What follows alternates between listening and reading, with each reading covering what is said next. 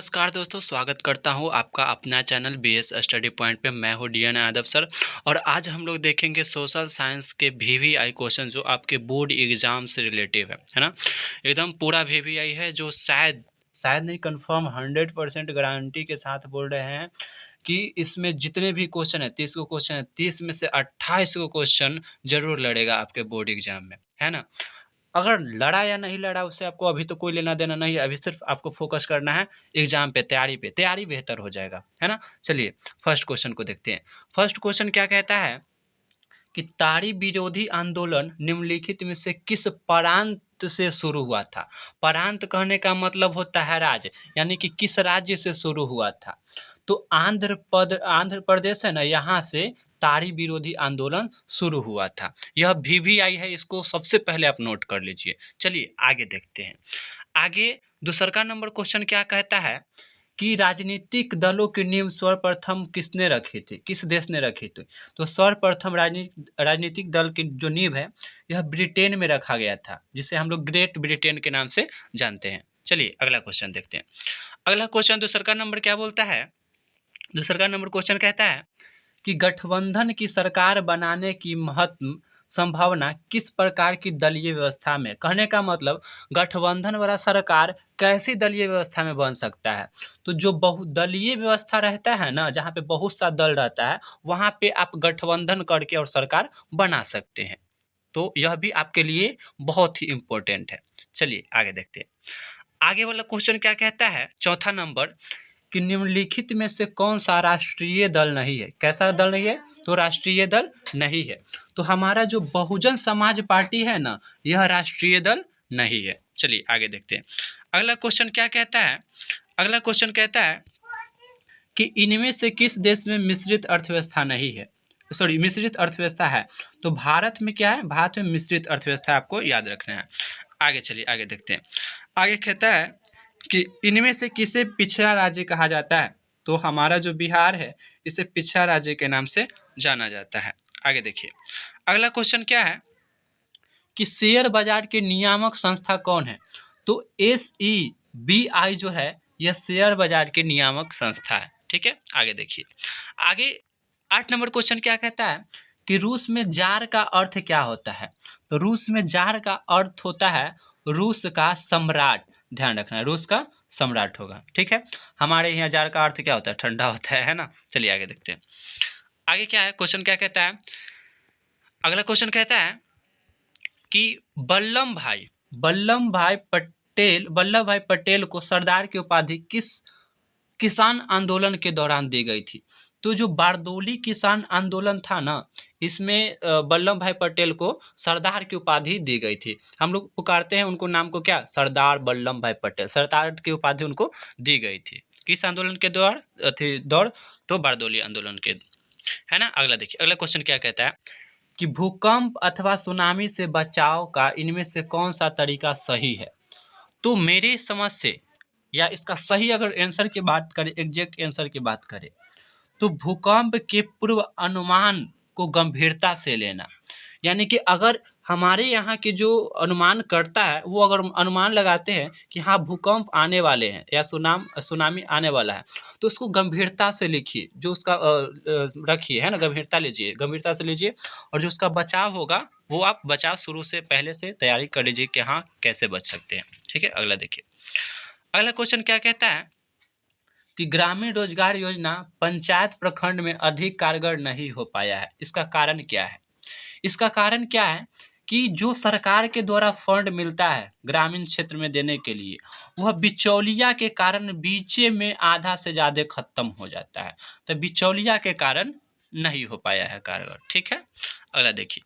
12 number question कहता है कि आर्थिक आधारभूत संरचना नहीं है। तो हमारा जो ऊर्जा है वो आर्थिक आधारभूत संरचना नहीं है। 13 नंबर देखिए। 13 नंबर क्वेश्चन क्या कहता है कि आर्थिक विकास का तीसरा क्षेत्र क्या है। तो जो आर्थिक विकास का तीसरा क्षेत्र है इसको हम लोग सेवा क्षेत्र के नाम से जानते हैं। इसी का नाम तृतीय क्षेत्र है। ठीक है, आगे देखिए। अगला क्वेश्चन कहता है कि मानव पूंजी के प्रमुख कितने घटक है।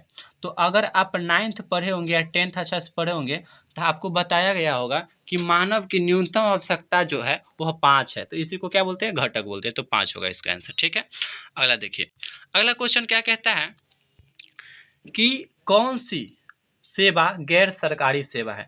तो सैन्य सेवा क्या है, तो सरकारी है ना। वित्त सेवा क्या है, तो सरकारी ही होता है। रेल क्या है, सरकारी, अब प्राइवेट तो होने लगा है। इसमें से अगर सही बात करें तो इसका एग्जैक्ट आंसर होगा मॉल सेवा। मॉल पूरा के पूरा क्या होता है, प्राइवेट होता है। चलिए आगे देखते हैं। अगला क्वेश्चन क्या कहता है कि इनमें से कौन से देश में मिश्रित अर्थव्यवस्था है। तो अमेरिका में कैसी अर्थव्यवस्था है, पूंजीवादी, है ना।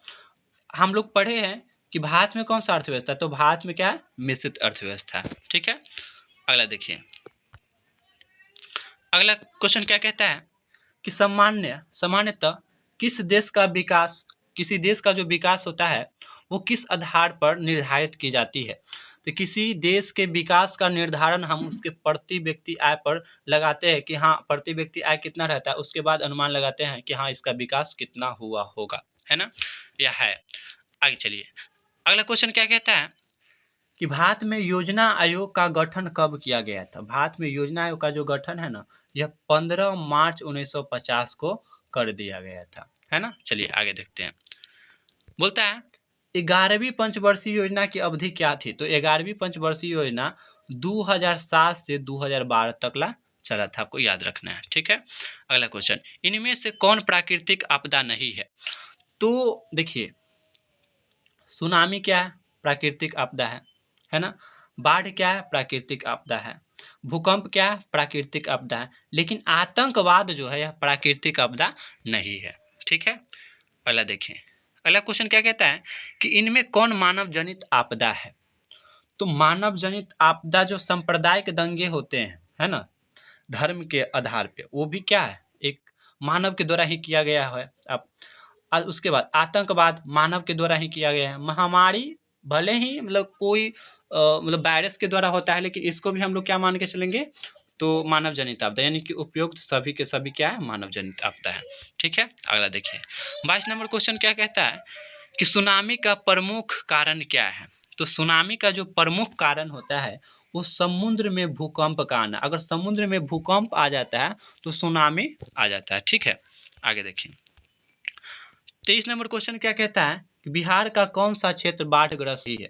तो हमारा जो बिहार का कौन सा क्षेत्र जो बाढ़ग्रस्त है, तो हमारा जो उत्तरी बिहार है ना, वो हमेशा क्या रहता है, बाढ़। अगला क्वेश्चन क्या कहता है 24 नंबर कि बिहार में कितने प्रतिशत क्षेत्र में वन का फैलाव है।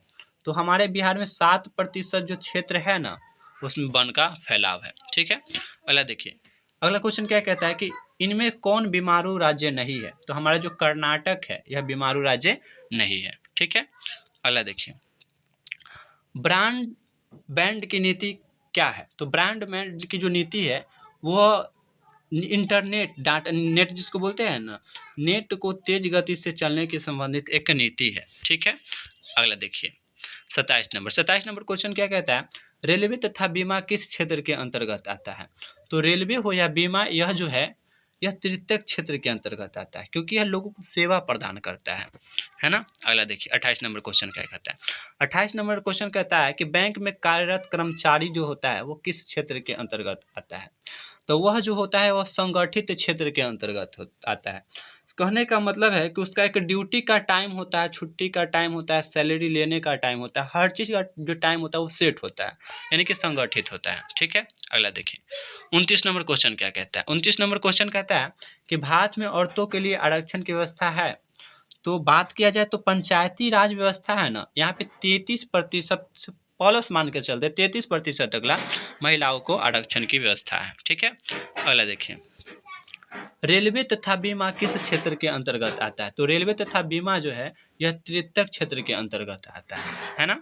चलिए आगे देखते हैं, अगला क्वेश्चन क्या है कि लोकतंत्र जनता का जनता के द्वारा जनता के लिए शासन है, यह कथन किसका है।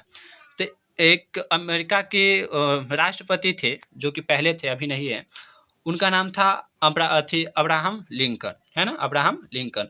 तो उन्हीं का क्या है, यह कथन है, उन्होंने ही बोला था। ठीक है, अगला देखिए, खनन किस क्षेत्र के अंतर्गत आता है? तो खनन जो है यह प्राथमिक क्षेत्र के अंतर्गत आता है। ठीक है, अगला देखिए, अगला क्वेश्चन क्या कहता है 33 नंबर कि भारत का वित्तीय वर्ष कहा जाता है। तो भारत का जो वित्तीय वर्ष है यह 1 अप्रैल से 31 मार्च तक कहा जाता है। ठीक है, अगला देखिए 34 नंबर क्वेश्चन कहता है कि कृषि किस क्षेत्र के अंतर्गत आता है। तो कृषि जो है हमारा यह प्राथमिक क्षेत्र के अंतर्गत आता है। ठीक है, अगला देखिए, अगला क्वेश्चन कहता है कि भूपटल के नीचे का वह स्थान जहां से भूकंप का जन्म होता है वह स्थान का क्या कहलाता है। तो वह स्थान को हम लोग अधिकेंद्र के नाम से जानते हैं। ठीक है, 36 नंबर क्वेश्चन क्या कहता है? 36 नंबर का क्वेश्चन कहता है कि बिहार का कौन सा क्षेत्र बाढ़ग्रस्त है। तो हमारा बिहार का जो उत्तरी भाग है यानी उत्तरी जो बिहार है यह बाढ़ग्रस्त रहता है। हमेशा जो नेपाल से बाढ़ से पानी आता है उससे बाढ़ग्रस्त रहता है। ठीक है, तो हो सके तो जितना हो सके आपके जो जितना भी फ्रेंड है उन फ्रेंड के साथ फ्रेंड के पास यह वीडियो शेयर कीजिए क्योंकि उनको भी मदद प्रदान हो सके और शायद आपके शेयर करने से उनकी तैयारी जो हो वो बेहतर हो जाएगा, है ना।